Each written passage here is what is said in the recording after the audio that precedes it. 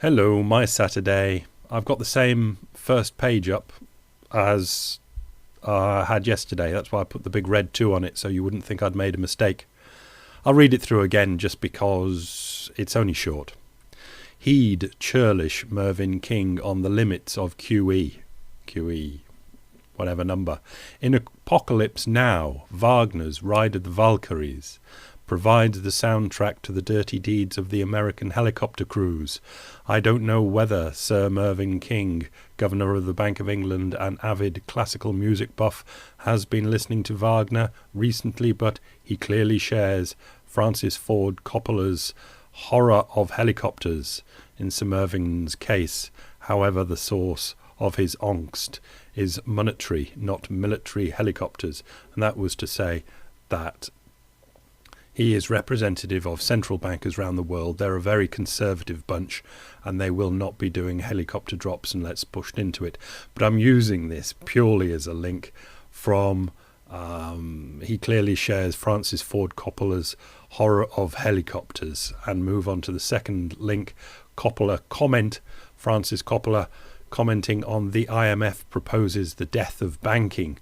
That IMF proposal on 100% reserve banking and going to the government to put forward the money supply as opposed to the banks. Musings from an amateur economist. I'll just read what I've got at the top of it because it shows the quality of the work. The IMF has produced a paper, link, always important, which purports to demonstrate the virtues of full reserve banking. More correctly, it dusts down an old idea from the 1930s, which was not implemented, the Fisher sort of idea there, known as the Chicago Plan, or Simons, applies some fancy maths to it, because these days everything has to be proven to work through DSGE modelling, then presents it as the panacea to all our financial ills. Now I'm still bothered by the fact that it's trumpeted as being put through DSGE modelling. It's not a gold award as far as I'm concerned. This paper, that's the IMF paper, conflates two quite different things, namely full reserve banking and debt jubilee, which causes a fair degree of confusion, and I feel it would have been sensible to have separated them. It is also very evident that the authors were far more comfortable with economic modelling than they were with etc., etc., and I'm still not happy when anything comes with its recommendation via economic modelling. So down in the comments, Aziz comes up with something that must surely be taken into account. I'll read it. If the Chicago Plan was implemented, it would just send private banking and shadow intermediation into the criminal underworld. I'll leave it there because the rest of the comment isn't wonderful. And that's a very big thing point, that it's very hard to stop private normal people doing banking like things.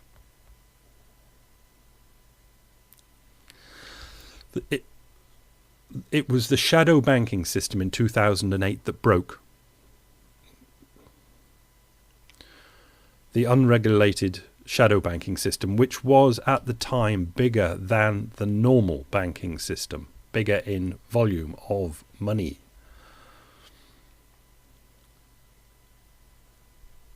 I'll move on.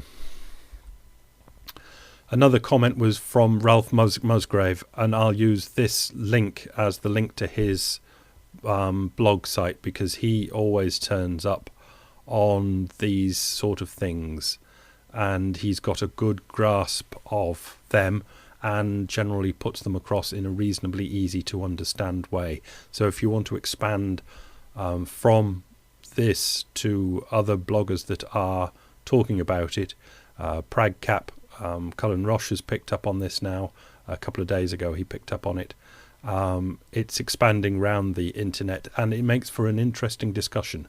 Not an argument, but a discussion. It brings out many facts that are very interesting and makes a lot of balls fall into holes. At least it has for me.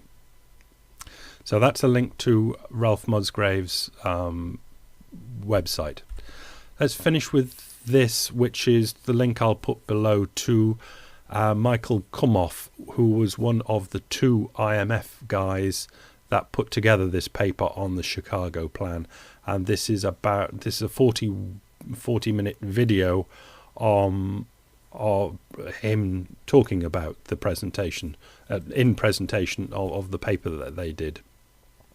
A note on this that he speaks in English, although he's German, but when towards the end, when the comments come, most of the comments come in German except for one comment. So if you're still interested, you can run through the comment questions in German, if that's not your gig, and then get his answers at the end, because he really tries with his answers at the end. The one question that comes in English he doesn't answer, but I'll answer it for him because I think he would have got it wrong. And it's of interest. It's of interest to me. The question came in something along the lines of a bit like the banking and shadow banking system that on the Coppola blog. Would not is it not, or would not the demand for money suck the demand out anyway, whether it was from the banking system or the government system?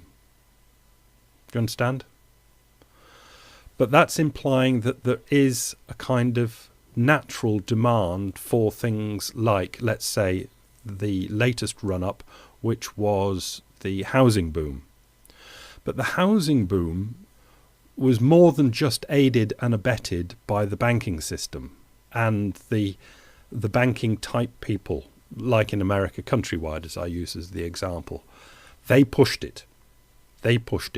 And as they made the loans so much easier to go out, and they were making the profit and vying with each other to make it easy to get this money out, when the money was taken, the system just kept going. That's the thing. It wasn't particularly natural demand that pulled the money into the housing mania. It was like a pulling on a roll of material, but the people, there were 2 people on the end of the roll twisting it at the same time, so the tissue just flew off. But the banking system was more than just aiding and abetting the loans to be flying out, which boosted up the price of housing, which made them more comfortable to spin more tissue, more debt out. And that's the thing. No, there would not be that amount of natural demand. There would be a certain amount of natural demand, but there would never be any whipped up into a mania sort of demand, would be the idea. Anyway, I'll leave all that with you. YouTube video below and those links there. That's it. Bye.